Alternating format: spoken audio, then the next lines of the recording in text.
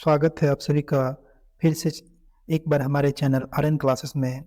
मैं आप लोगों के लिए कंटिन्यू पीवाई क्यू सीरीज ला रहा हूं जो 2020-21 में आरआरबी सीवीटी 1 हुआ था। तो ये हमारा सीरीज का लेक्चर नंबर 9 है और इसमें मैं डिस्कस करने जा रहा हूं 5 जनवरी 2021 के शिफ्ट नंबर फर्स्ट का क्वेश्चन। इससे पहले मैं आपको बता दूं कि इस शिफ्ट में मैंने इकोनॉमिक्स के 3 से 4 क्वेश्चन देखे हैं और 1 या 2 क्वेश्चन मैंने जो पहले 8 शिफ्ट हुआ है उसमें से रिपीटेड देखा है। उसके बाद मैं आपको कुछ और बता दूं, बायोलॉजी से इस सेट में वेटेज कुछ ठीक ठाक था क्वेश्चन का। तो इस सेट का डिस्कशन करते समय आप ये देखेंगे कि पहले की अपेक्षा में थोड़ा सा चेंज था। तो आइए शुरू करते हैं। संयुक्त राष्ट्र के 8वें महासचिव कौन थे? तो संयुक्त राष्ट्र के 8वें महासचिव का नाम था बान की मून। ऑप्शन नंबर 4 इसका करेक्ट आंसर हो जाएगा। बान की मून का जो कार्यकाल था वो 2007 से लेकर के 2016 तक था, क्योंकि 2011 में इन्हें रीअपॉइंट कर दिया गया था, फिर से नियुक्त किया गया था, ध्यान रखिएगा। और अभी जो संयुक्त राष्ट्र के वर्तमान महासचिव हैं, 9वें महासचिव, उनका नाम है एंटोनियो गुटेरस और ये पुर्तगाल के हैं, ये भी याद रखिएगा। ये 2017 से महासचिव के पद पर कार्यरत हैं। अगर मैं बात करूं यूएन की, यूनाइटेड नेशन की स्थापना कब हुई थी? तो ये हुई थी 24 अक्टूबर 1945 को। और यूएन का हेडक्वार्टर कहाँ है? तो इसका हेडक्वार्टर न्यूयॉर्क सिटी में है और अभी इसमें 193 मेंबर हैं, ध्यान रखिएगा। अगला क्वेश्चन देखते हैं क्या है। निम्नलिखित में से कौन सी भारतीय खदान दुनिया का सबसे बड़ी यूरेनियम खदान में से एक है? तो इस खदान का नाम है तुम्मालपल्ली खदान। तुम्मालपल्ली खदान कहाँ है? तो ये तुम्मालपल्ली खदान आंध्र प्रदेश के कडप्पा जिला के अंतर्गत एक गांव है जिसका नाम है तुमलापल्ली गांव, ध्यान रखिएगा, तुमलापल्ली गांव। ये माना जाता है कि भारत ही नहीं, ये दुनिया का सबसे बड़ा यूरेनियम खदान है, तुमलापल्ली खदान। ऑप्शन नंबर 2 है जादूगुरा खदान। ये पूछा हुआ क्वेश्चन है प्रीवियस सेट में। तो ये कहाँ है? ये भी यूरेनियम का ही खदान है और ये कहाँ पर है? तो ये जो है जादूगुरा खदान, ये झारखंड के पूर्वी सिंहभूम में है। पूर्वी सिंहभूम, झारखंड। अगला क्वेश्चन देखते हैं क्या है। तंजावुर के किस मंदिर में चोल वास्तुकला है और इसे सम्राट राजराजा ने बनवाया था? तो तंजावुर का जो इंपॉर्टेंट टेम्पल है, जो हम लोग बचपन से पढ़ते आए हैं, उसका नाम है बृहदेश्वर मंदिर। मैं अभी तंजावुर के पास एक जगह है, वहाँ अभी ड्यूटी कर रहा हूँ। यहाँ से तंजावुर तकरीबन 40 से 45 किलोमीटर पड़ता है, 1 घंटा का रास्ता है। मैं यहाँ गया हूँ और ये बहुत ही बेहतरीन कलाकृति है। तो तंजावुर का जो मंदिर है, कौन सा? बृहदेश्वर मंदिर है और ये भगवान शिव को समर्पित है। एक पॉइंट ये याद रखिएगा। और इसका निर्माण राजराजा चोल फर्स्ट ने करवाया था। और एक पॉइंट इसमें याद रखना है, ये 1003 से लेकर 1010 ईस्वी तक ये बन के तैयार हो गया था। हालांकि इसमें बताया गया कि ये बहुत ज़्यादा क्षतिपूर्ति भी हो गया था इतिहास में, लेकिन फिर भी इसको मेंटेन करके रखा गया है। ठीक है, अगला क्वेश्चन देखते हैं। निम्नलिखित में से कौन सा शहर राज्य की लगभग आधी सूती मिलों के साथ सबसे महत्वपूर्ण केंद्र के रूप में उभरा हुआ है? तो इसका ऑप्शन हो जाएगा आंसर कोयम्बटूर। कोयम्बटूर अभी हाल फिलहाल में एक बहुत महत्वपूर्ण सूती मिलों के केंद्र के रूप में उभरा हुआ, ध्यान रखिएगा। वैसे तो तमिलनाडु में बहुत सारे शहर हैं, सेलम है, कोयम्बटूर है, मदुरै है, लेकिन कोयम्बटूर फर्स्ट है। क्लियर? आइए शुरू करते हैं। उत्पादन की इकाई कुल लागत क्या कहलाती है? उत्पादन की प्रति इकाई कुल लागत को हम लोग औसत लागत कहते हैं। ये इकोनॉमिक्स का पहला क्वेश्चन है। उत्पादन की प्रति इकाई कुल लागत क्या कहते हैं हम लोग? औसत लागत कहते हैं।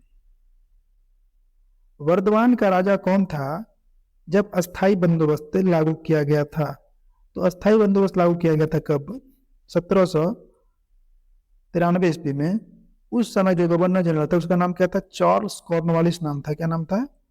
Charles Cornwallis. और पूछ रहा है क्वेश्चन में जो उस समय वर्धमान का राजा कौन था? तो वर्धमान के राजा का नाम था तेजचंद। ऑप्शन नंबर ए इसका करेक्ट आंसर हो जाएगा। 1967 में भारत में पहला प्रायोगिक उपग्रह दूरसंचार पृथ्वी स्टेशन कहाँ स्थापित किया गया था? तो इसका सही उत्तर हो जाएगा आपको अहमदाबाद। साइंस एंड टेक से जो क्वेश्चन पूछ रहा है, पहले कुछ शिफ्ट में करंट रिलेटेड था, ध्यान रखिएगा, लेकिन बाद वाले शिफ्ट में ना ओल्ड क्वेश्चंस पूछ रहा है। तो साइंस एंड टेक को आप लोग को करंट प्लस जो हिस्टोरिकल टाइप क्वेश्चन है, ऐतिहासिक, उसको भी ध्यान रखना पड़ेगा, क्योंकि इससे भी लगभग एक क्वेश्चन हर शिफ्ट में फिक्स है। आइए हम लोग अगला क्वेश्चन देखते हैं। क्या है? वह भूमि जो एक या एक से कम कृषि वर्ष के लिए खेती के बिना छोड़ जाती है उसे हम लोग क्या कहते हैं? इसको हम लोग कहते हैं वर्तमान प्रति। ये थोड़ा सा क्या है कि ये क्वेश्चन आप लॉजिकली मार सकते हो कि बस एक साल के लिए उसको ऐसे छोड़ दिया गया है, ऐसा नहीं कि उस पर कृषि नहीं होगी, तो इसको हम लोग कहते हैं वर्तमान प्रति। ऑप्शन नंबर 4 इसका करेक्ट आंसर हो जाएगा। औपनिवेशिक शासन को सर्वप्रथम कहाँ स्थापित किया गया था? वेरी इजी क्वेश्चन, सबको पता है बंगाल में स्थापित किया गया था, इसमें तो कोई संशय होगी नहीं, ये इजी क्वेश्चन है। भारत में राज्य पुनर्गठन आयोग का गठन कब हुआ था? तो भारत में राज्य पुनर्गठन आयोग का स्थापना 1953 में हुआ था। और जो इस आयोग में 3 सदस्य थे, पहला का नाम था फजल अली, दूसरे व्यक्ति का नाम था के.एम.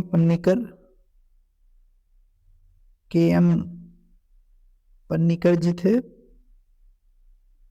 और जो तीसरे व्यक्ति थे उनका नाम था H.N.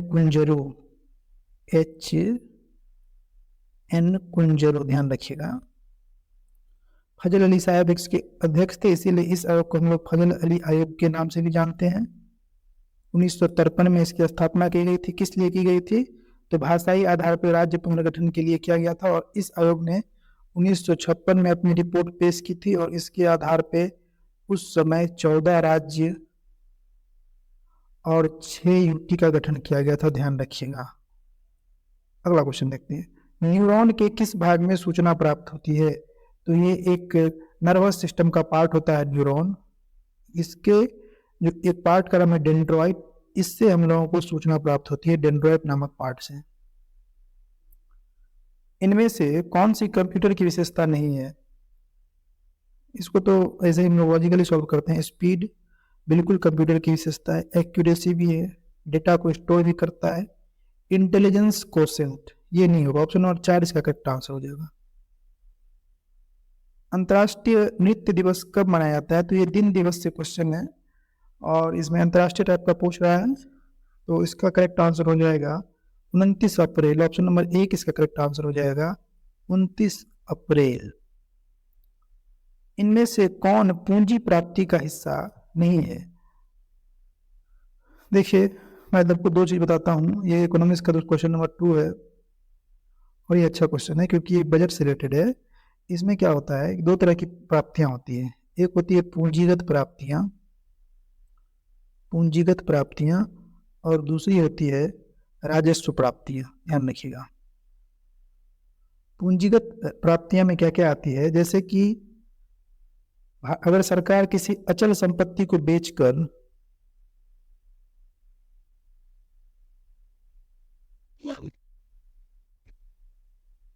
क्या नाम है, सरकार किसी, एक सेकंड फिर से उड़ गया, पूंजीगत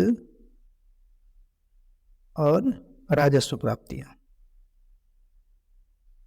दोनों में अंतर समझ लेते हैं। जैसे कि सरकार किसी अपनी संपत्ति को बेचती है, अचल संपत्ति बेच के पैसा कमाती है, या कंपनी का शेयर बेच के पैसा कमाती है, कंपनी का शेयर बेच लेती है, इससे सरकार को पैसा मिल जाता है, या सरकार अपने ऋण और बॉन्ड को बेच ले, बॉन्ड, ये सब पूंजीगत में आते हैं। ठीक है, तो ऋण की वसूली हो गया, विनिवेश हो गया, ऋण लेना, ये सब पूंजीगत में आते हैं। राजस्व में मेनली आता है कर, ब्याज, ध्यान रखिएगा। इसका ऑप्शन नंबर 4 करेक्ट आंसर हो जाएगा। अगला क्वेश्चन हम देखते हैं। प्रधानमंत्री जवाहरलाल नेहरू द्वारा औपचारिक रूप से भारत के पहले परमाणु रिएक्टर का उद्घाटन किस वर्ष किया गया था? तो इन्होंने इसका उद्घाटन कब किया था? तो भारत का पहला परमाणु रिएक्टर का नाम क्या, पहले हमको ये बताइए। तो इसका नाम है अप्सरा। क्या नाम है? अप्सरा। ठीक है, और भारत का ही नहीं, एशिया का पहला परमाणु रिएक्टर है। इसका इनॉग्रेशन जवाहरलाल नेहरू जी ने किए थे, ये ध्यान रखिएगा। कब किए थे? तो जनवरी 20, 1957 को किया गया था, यानी कि ऑप्शन नंबर 4 इसका करेक्ट आंसर हो जाएगा। ये थोड़ा स्टैटिक टाइप क्वेश्चन है। खिलाफत आंदोलन का नेतृत्व किसने किया? सबको पता है खिलाफत आंदोलन का शुरुआत हुआ था 1919 में। इसका नेतृत्व अली बंधु ने किया, अली बंधु, अली ब्रदर्स। ऑप्शन नंबर 2 इसका करेक्ट आंसर हो जाएगा। बात करें अली बंधु के कौन कौन थे, तो एक थे शौकत अली,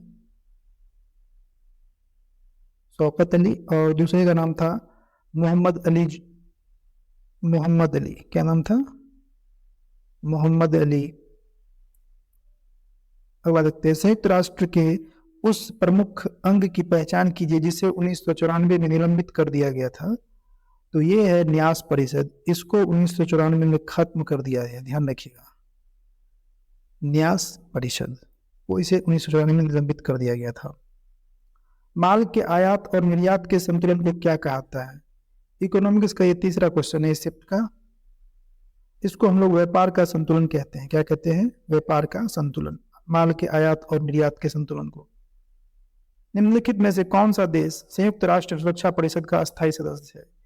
पिछले साल यूएन और यूएन के भाग से लगभग हर शिफ्ट में 2 क्वेश्चन आ रहा था। इसको हम लोग किस में पढ़ते हैं? इसको हम लोग इंटरनेशनल ऑर्गेनाइजेशन,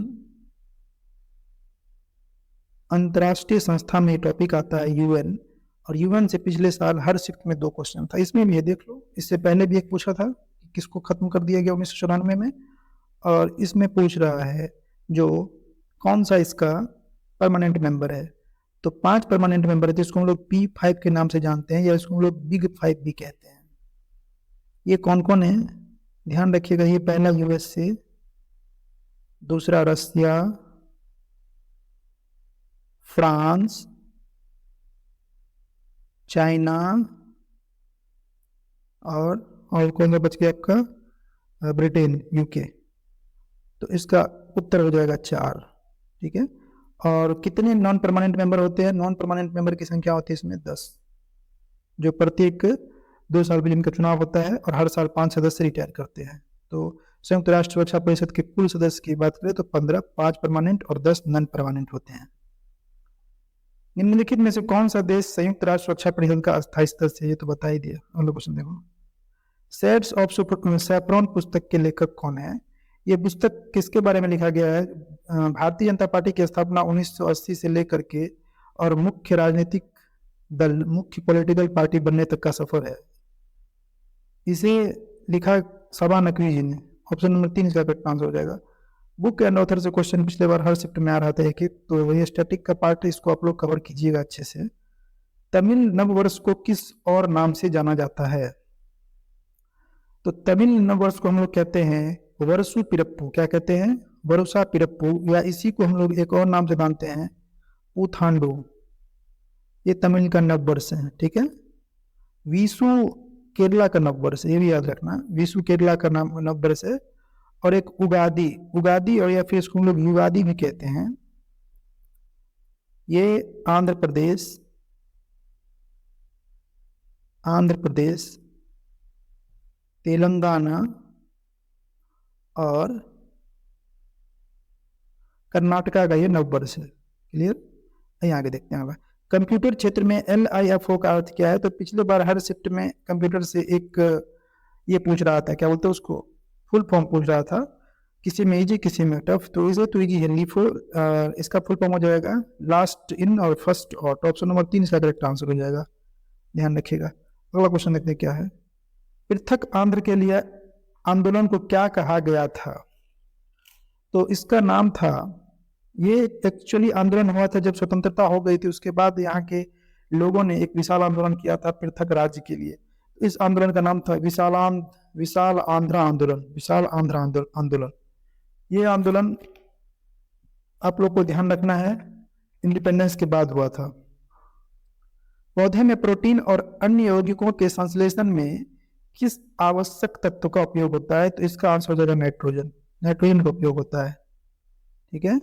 कुछ जीव कार्बन डाइऑक्साइड और पानी के रूप में अकार्बनिक स्रोतों से प्राप्त साधारण खाद्य सामग्री का उपयोग करके खाना बनाते हैं। इन जीवों को किस नाम जाना जाता है? तो इसको हम लोग स्वपोषी कहते हैं, जो अपना खाना खुद बनाते हैं कार्बन डाइऑक्साइड और पानी को लेकर के।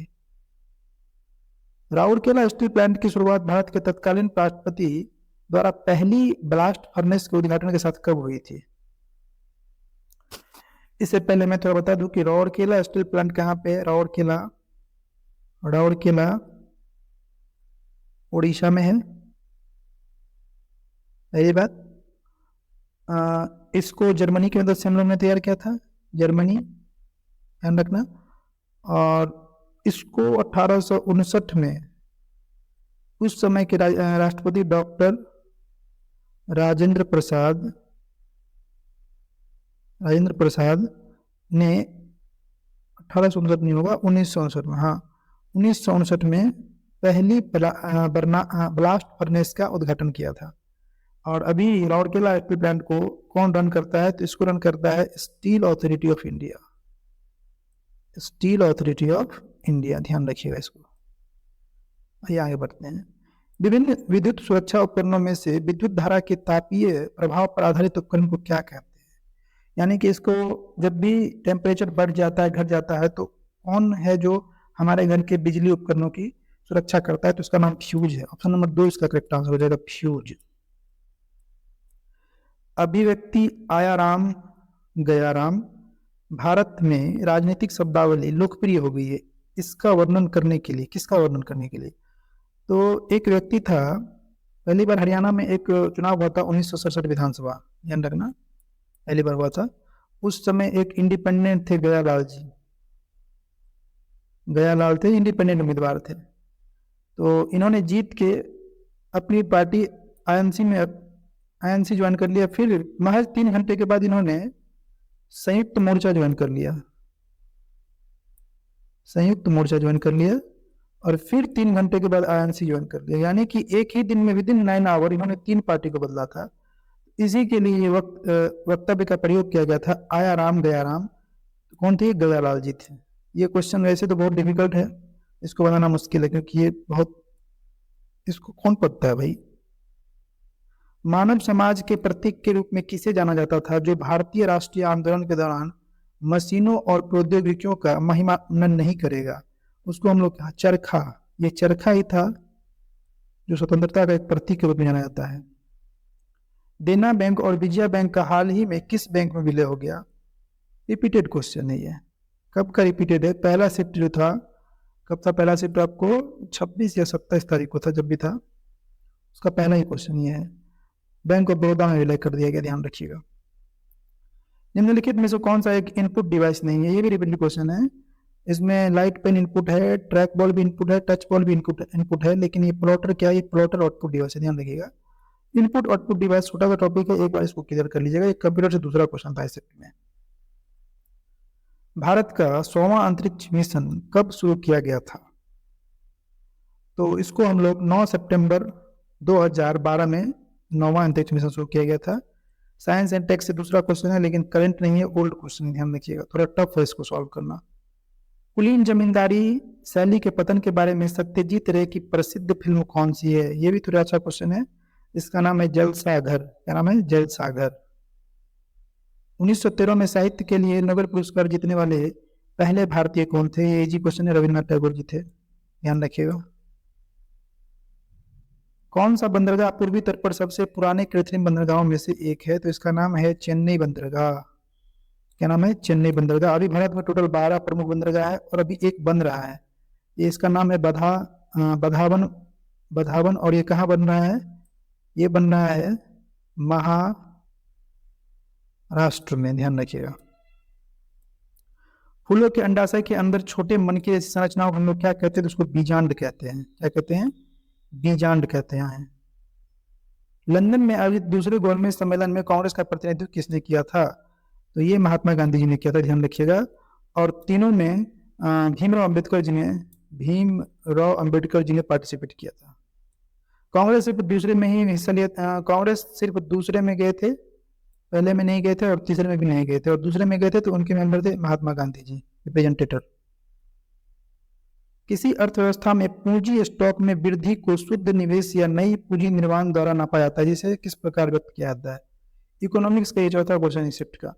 जब भी इस टाइप का क्वेश्चन आए शुद्ध निकालने का, तो सकल में से मूल्य ह्रास घटा दीजिएगा, ये आपका सही उत्तर हो जाएगा। ऑप्शन नंबर 2 इसका करेक्ट आंसर हो जाएगा। शुद्ध मतलब शुद्ध निवेश का हो जाएगा सकल निवेश माइनस मूल्य ह्रास। सामान्य स्थिति में अम्ल की क्रिया से अमाशय के आंतरिक भाग की रक्षा कौन करता है, तो इसको मेनली करता है कौन, पता है, इसको सेलेस्म, जिसको हम अंग्रेजी में म्यूकस बोलते हैं। ऑप्शन नंबर 3 इसका करेक्ट आंसर हो जाएगा, म्यूकस करता है, नहीं तो हमारे पेट के लिए बहुत हानिकारक हो जाता है। ये इस शिफ्ट का टोटल क्वेश्चन था, मैंने इसका डिस्कशन किया है। मैं आप लोग को बता दूं, इस शिफ्ट का जीएस थोड़ा सा टफ था। यहाँ आप टोटल कितना अटेम्प्ट ले पाए मुझे बताइएगा। इसमें आपको अगर 24 भी नंबर आ रहा है तो ठीक है, क्योंकि यहाँ थोड़ा क्वेश्चन टफ था इस शिफ्ट का बाकी को अपेक्षा में। और आप लोग PYQ का ये जो शिफ्ट कब का ही 5 जनवरी 2021 का पहला शिफ्ट आप लोग फुल अटेम्प्ट कीजिएगा और एनालाइज कीजिएगा आपको कितना नंबर आ रहा है।